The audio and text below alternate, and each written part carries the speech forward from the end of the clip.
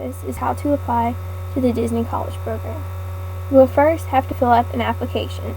It will ask you your name, birth date, stuff that goes along that lines. Then you will need to fill out the information about the school you're attending, what you're going to school for, when you plan on graduating, and what year you are in the school system.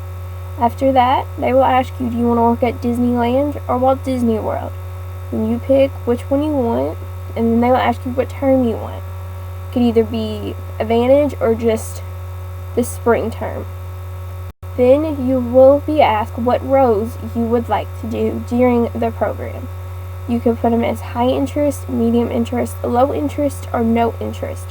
In order to figure all that out completely, which row you want to do, you will need to look up the rows that is offered for the different parks.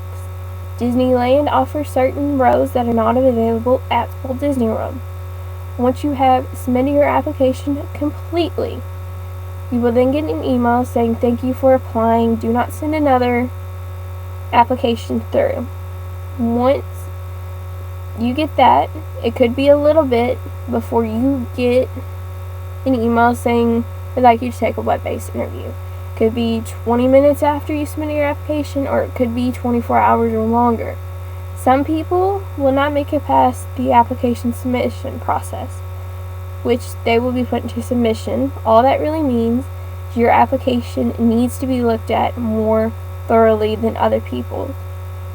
If you do not get put into submission, you could move on to web-based interview. All that is you have 4 sections of questions they will ask you. You only have 20 seconds for every question that you answer. After that, you could be put in, once you have completed that completely, you could be put into no longer in consideration. That just means that they do not need you for this term at all. You can apply again when applications come available again. If you do pass the web-based interview, you will be asked to do a phone interview.